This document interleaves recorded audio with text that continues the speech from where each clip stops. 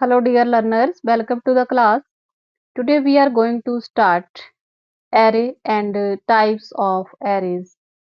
So basically what is an array? Array is a collection of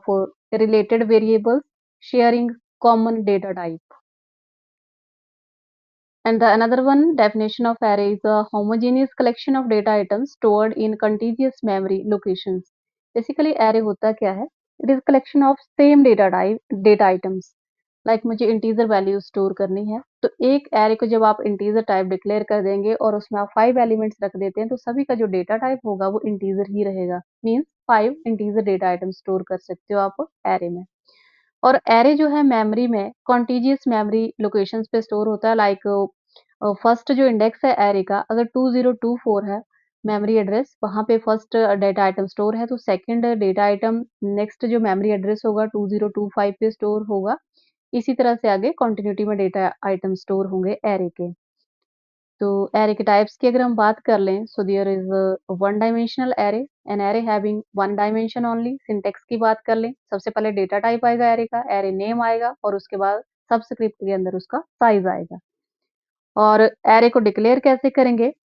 like data type दे दिया हमने int और ए जो है एरे का नेम आ गया और 3 क्या है इसका साइज है तो बेसिकली जो ऑर्डिनरी वेरिएबल्स होते हैं वो मेमोरी में कैसे स्टोर होते हैं वो रैंडमली कहीं भी स्टोर हो जाते हैं लेकिन जो एरे है उसके एलिमेंट एक सीक्वेंस में स्टोर होते हैं मेमोरी के अंदर और एरे को यूज करने से पहले उसको डिक्लेयर करना जरूरी है जिस तरह से हम ऑर्डिनरी वेरिएबल को डिक्लेयर करते हैं बिफोर इट्स यूज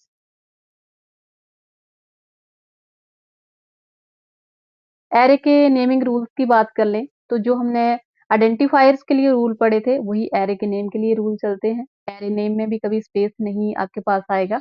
यहाँ पे हम एक एग्जांपल है छोटा सा उसको देख लेते हैं कि नॉर्मली वेरिएबल्स को हम नम 1 2 3 इस तरह से डिक्लेयर करते हैं अगर इसी वेरिएबल को बाय यूजिंग एरे हमने डिक्लेयर करना है तो वन टाइम ही हम देख रहे हैं कि नम जो है वो हमने एरे बनाया है उसका साइज 3 रखा है और उसके जो इनिशियलाइजेशन है वो भी आपको दी गई है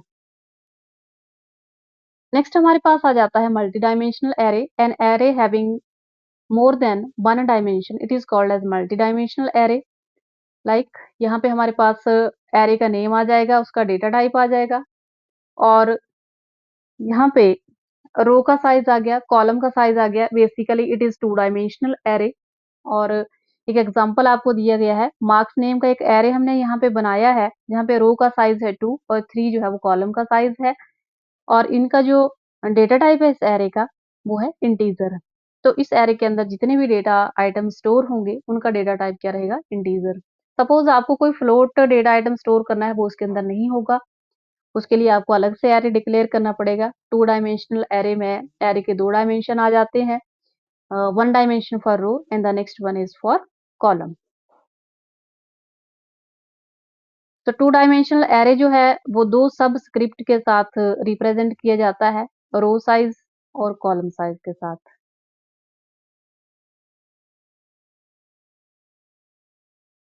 नेक्स्ट आ जाता है मल्टी डायमेंशनल एरे इसका सिंटेक्स किस तरह से है हमारे पास एरे का नेम है उसका टाइप है और डेटा के जो डेटा आइटम्स के लिए जो हमने यहाँ पे दिया है size 1 2 3 up to M is the maximum size तो यहाँ पे हम देख रहे हैं कि 3 डायमेंशन है तो फर्स्ट डायमेंशन का जो साइज है यहाँ पे 3 डेटा आइटम स्टोर हो रहे हैं नेक्स्ट में 4 है and the next one containing 5 data items so this was about what is an array and types of arrays advantage क्या है हमें एरे के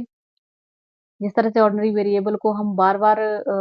लिखना पड़ता है लाइक नम 1 2 3 4 5 जितने भी डेटा आइटम स्टोर करने हैं उनका डेटा टाइप कॉमन रहता है इंटीजर उसको हम by using array one time he declare कर सकते हैं बाय प्रोवाइडिंग एरे साइज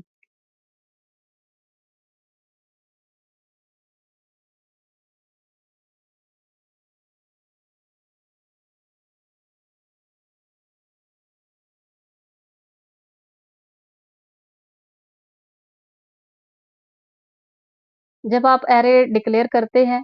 तो उसके लास्ट में आपको जो टर्मिनेशन है वो लगाना है सेमीकोलन नेक्स्ट आ जाते हैं advantage of array efficient memory usage bye storing data items आपको पहले भी मैंने बताया सीक्वेंस में स्टोर होते हैं फिक्स साइज होता है एरे का डिसएडवांटेज क्या है कि अगर आपको कोई डिफरेंट डेटा आइटम्स को स्टोर करना है तो वो उसके लिए आपको अलग से एरे डिक्लेयर करना पड़ेगा क्योंकि ये होमोजीनियस डेटा आइटम्स को स्टोर करता है। और एरे का जो साइज है वो रन टाइम पे चेंज नहीं किया जा सकता है। लाइक आपने एरे एरे का साइज 5 दे दिया है और रन टाइम पे आपको याद आता है कि मैंने 2 डेटा आइटम्स इसमें और स्टोर करने हैं, तो आप उसमें स्टोर नहीं कर सकते हैं उस टाइम पे। उसके लिए एक डायनामिक एरे का कॉन्सेप्ट हमारे पास है, वो अलग से है। So this is the disadvantage of arrays.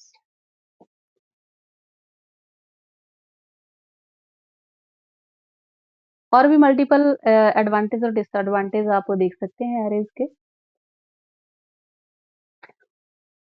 इसके जो प्रोग्राम्स हैं वो भी हम आगे करेंगे एरे के। अभी आज जो है वो थ्योरी का जो पोर्शन है उसी को हमने यहाँ पे कवर किया है। एरे जो है आपके पास वो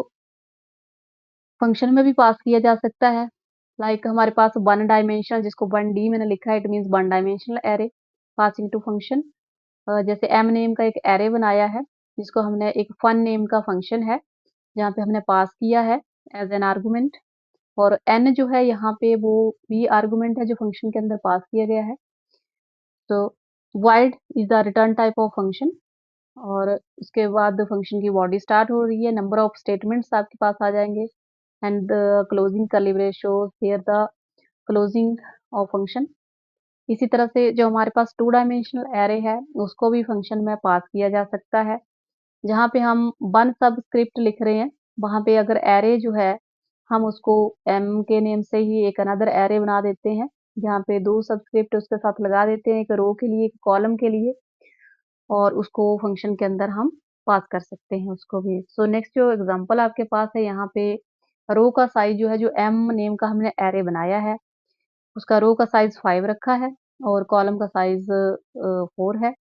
तो फंक्शन जो हमने बनाया है जिसका रिटर्न टाइप वॉइड है, यहाँ पे आप देख सकते हैं कि एम को हम पास कर रहे हैं क्योंकि ये जो पैरेंथेसिस हैं आपको ध्यान होगा जब फंक्शन के टॉपिक में हमने पढ़ा है तो पैरेंथेसिस जो है रिप्रेजेंट करते हैं पेयर ऑफ पैरेंथेसिस फंक्शन को।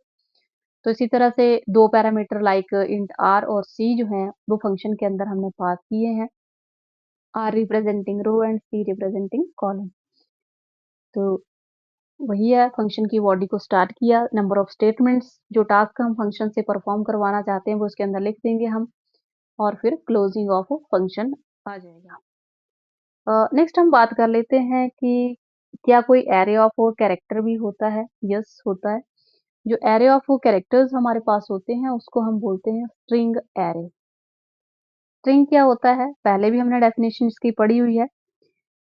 Group of characters enclosed with in double quotes. अब वो जो ग्रुप ऑफ कैरेक्टर है वो सिंगल वर्ड भी हो सकता है हमारे पास, और नंबर ऑफ कैरेक्टर्स भी हो सकते हैं, और सिंटेक्स सॉरी सेंटेंस भी कोई हो सकता है। तो जो स्ट्रिंग एरे हमारे पास वो स्ट्रिंग्स को स्टोर करने के लिए यूज किए जाते हैं, और उसका जो डेटा टाइप हमारे पास होता है वो होता है कैरेक्टर।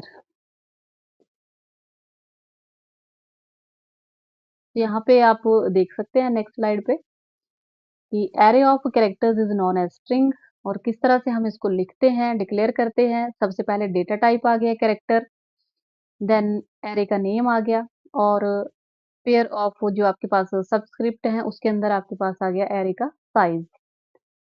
लाइक मुझे किसी का नेम स्टोर करना है या कोई सेंटेंस लिखना है तो इसके लिए हम यूज करते हैं कैरेक्टर एरे का। और कैरेक्टर एरे का साइज जो है वो डिपेंड करता है कि कितनी लंबी जो स्ट्रिंग है हम लिखने वाले हैं, उसी के अकॉर्डिंग जो है उसका साइज दिया जाता है एरे का।